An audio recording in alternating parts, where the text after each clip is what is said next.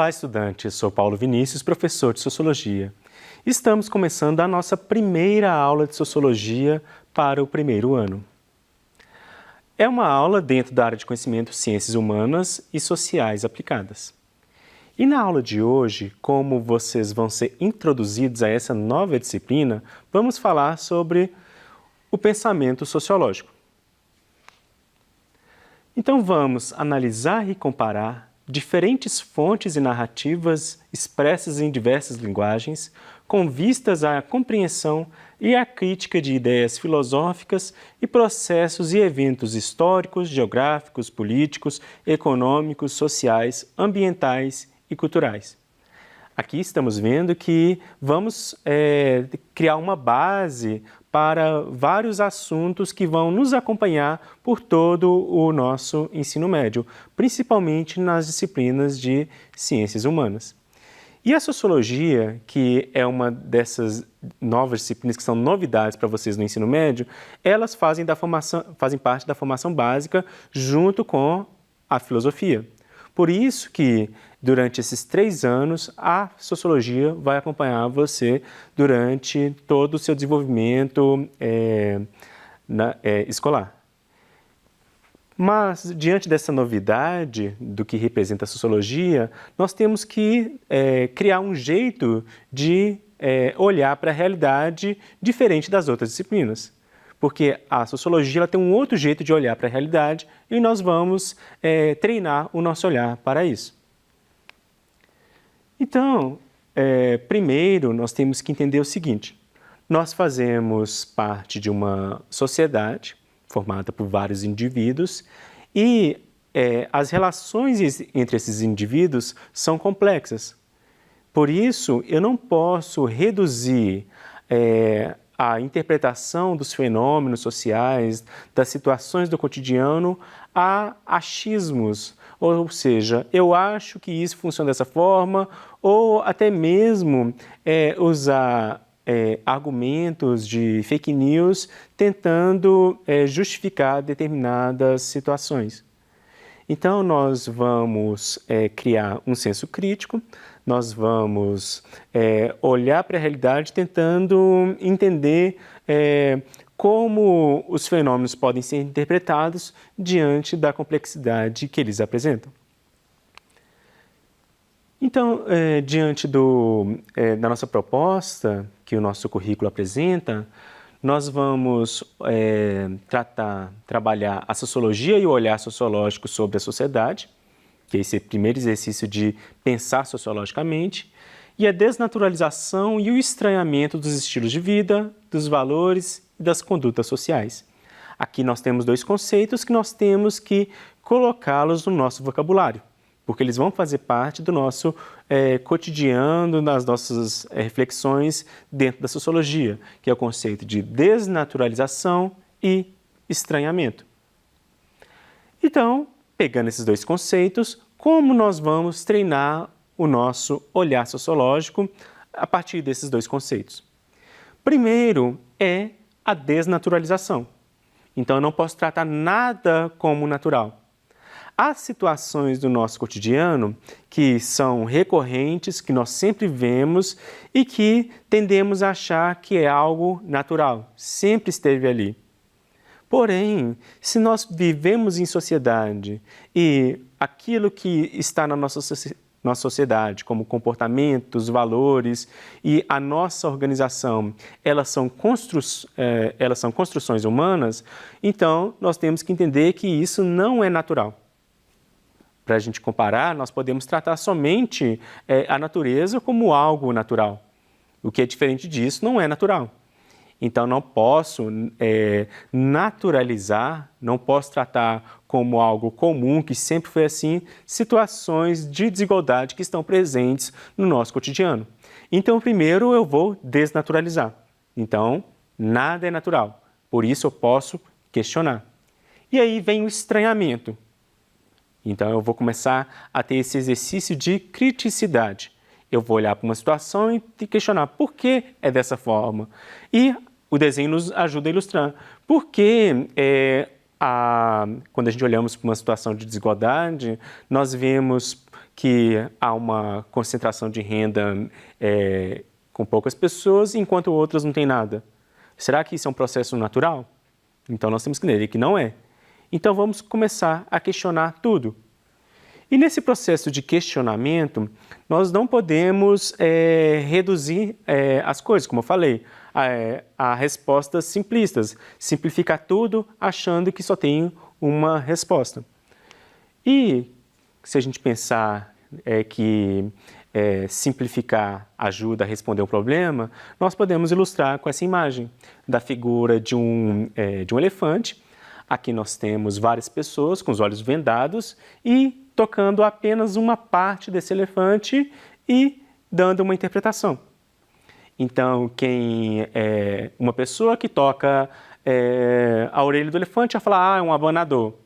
O que encosta no corpo dele vai falar que é uma parede. O que encosta na cauda vai falar que é uma corda. O que encosta na pata vai falar que é uma árvore, porque é grossa.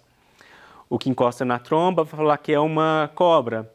E o outro vai falar que é uma lança quando encosta nos dentes, no marfim do elefante. Então, quando eu não olho para a realidade, para o todo, eu crio a tendência de reduzir a situação e não explico o que está acontecendo. Então, como questionamos as coisas que estão no nosso cotidiano? O que eu tenho que fazer para começar a questionar? Que exercício de reflexão devo fazer para mudar o meu olhar para a realidade? Então, como resposta a esse exercício, nós vamos usar um conceito criado por esse autor, esse sociólogo estadunidense que viveu no século XX, que é o Charles Mills. Esse sociólogo, ele cria um conceito chamado imaginação sociológica. A imaginação sociológica, ela tem uma definição que é muito mais didática, que é apresentada pelo Nelson Tomasi, que diz o seguinte: a capacidade de analisar nossas vivências cotidianas e estabelecer as relações entre elas e as situações mais amplas que nos condicionam e nos limitam, mas que também explicam o que acontece com nossa vida. Assim, nós vamos entender que eu sou um indivíduo no mundo, mas não estou sozinho. Então, o que acontece ao meu redor também vai criar impacto sobre a minha vida. Então, não posso olhar para a realidade e dar uma resposta simples para situações complexas e coletivas. E também tenho que entender que o que está acontecendo também vai me afetar e, por isso, eu não posso interpretar a minha vida dissociando da realidade externa a ela. Para a gente exercitar a nossa imaginação sociológica, um autor, que é o Anthony Giddens, que também é um sociólogo, ele vai dar um exemplo para a gente pensar a imaginação sociológica, ou seja, vamos fazer o exercício de imaginar sociologicamente. Então, quando ele começa a falar do que é a sociologia, ele vai falar que um exercício fundamental para entender a sociologia é a imaginação sociológica. E ele vai criar um exercício de exercitar a imaginação sociológica a partir do café. Então, o café, a gente olha para o café, nós sabemos que é uma planta, ele é um grão que nós transformamos em uma bebida e que está no cotidiano da vida de vários brasileiros. Mas a imaginação sociológica é nós olharmos para além daquilo que está sendo apresentado. Então, como exercitar a imaginação sociológica em torno do café? Aí o Anthony Giddens, ele vai colocar algumas situações para pensar. Então, eu posso falar do café, então agora não mais como uma planta, não mais como uma bebida, eu posso falar, o café é uma droga, porque tem cafeína, causa dependência. E a partir do café enquanto droga, eu posso criar discussões do tipo, por que o café é uma droga socialmente aceita? Por que o seu uso é incentivado pelos pais para os seus filhos desde quando eles são novos? Quais as consequências do uso excessivo do café? Então, aqui, o café, enquanto uma droga, ele traz uma questão de saúde para ser pensada. Então, eu não contento mais em responder apenas o café enquanto bebida. Outro ponto, eu posso falar das relações de trabalho em torno do café.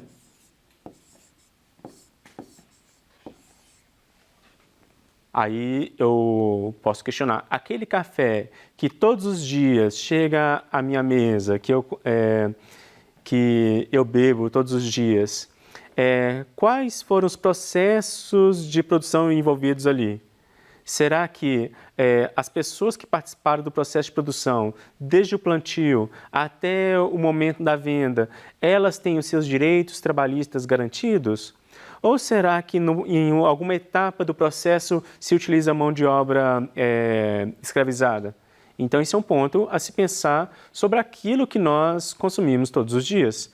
Então, eu falo do café e começo a questionar sobre o plantio, será que tem mão de obra escravizada envolvida? Ou o café que eu estou bebendo, as pessoas recebem de fato por aquilo que estão produzindo?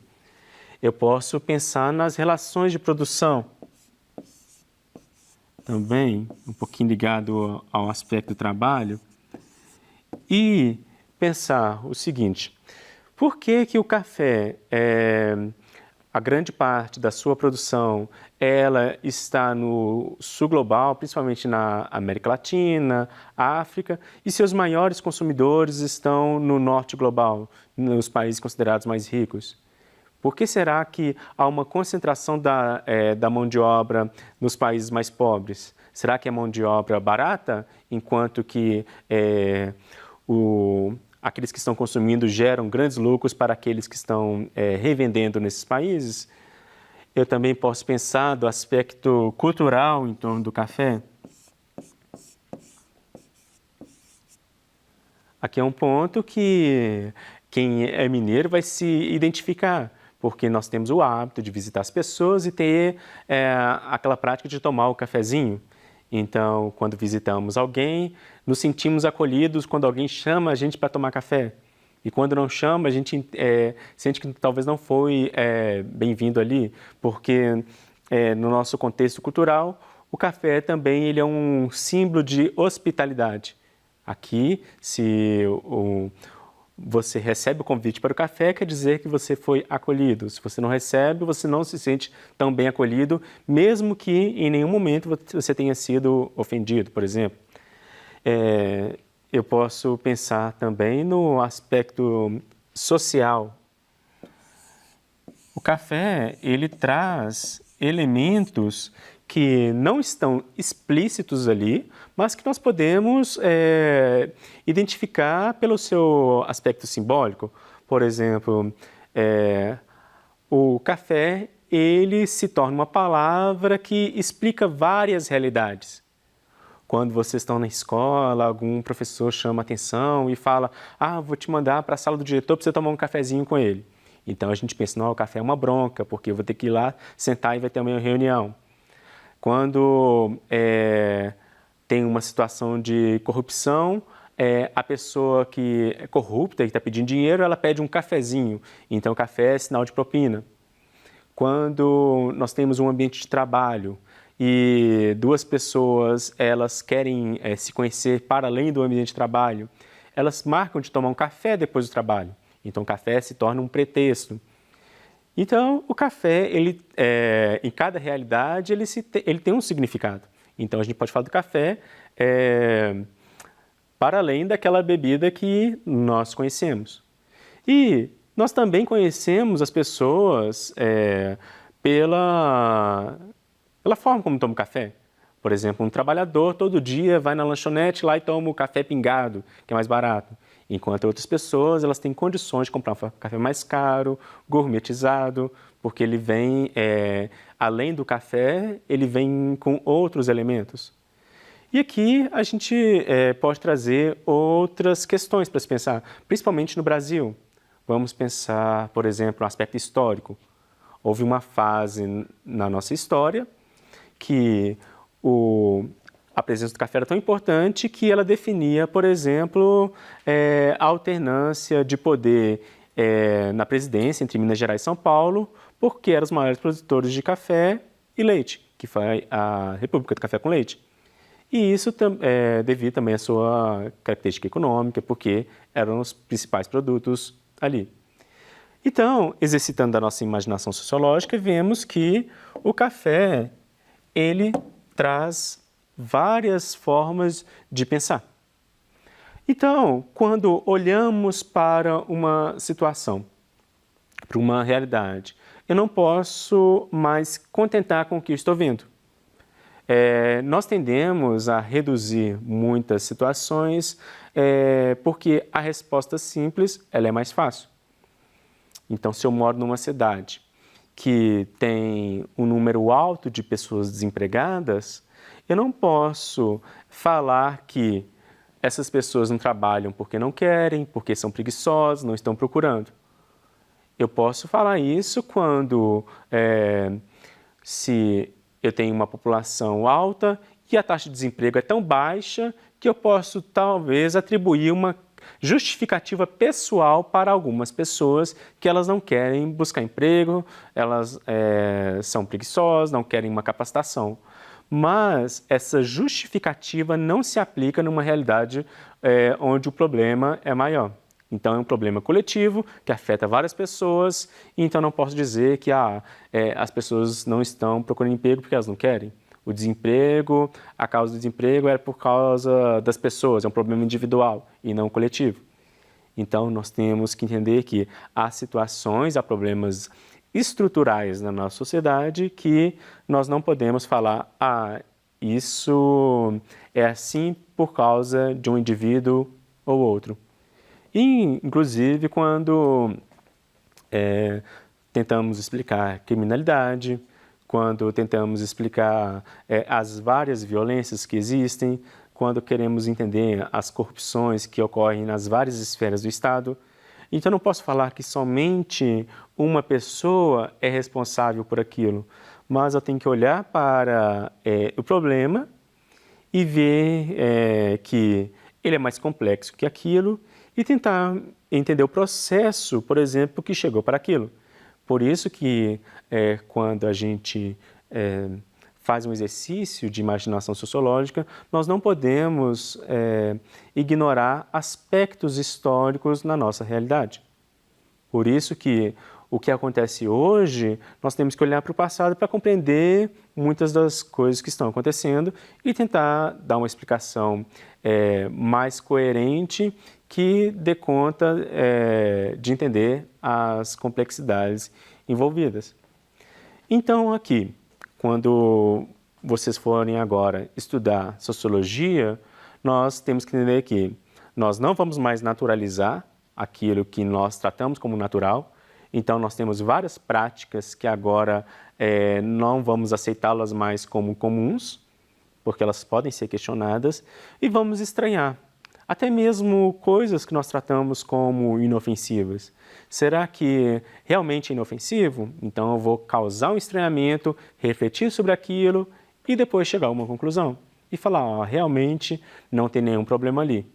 Aí, ou mesmo olhar para uma situação e falar, nossa, essa realidade, ela apresenta preconceitos e eu preciso repensar e mudar. E para estranhar e desnaturalizar, a imaginação sociológica está aí para ajudar a gente a pensar.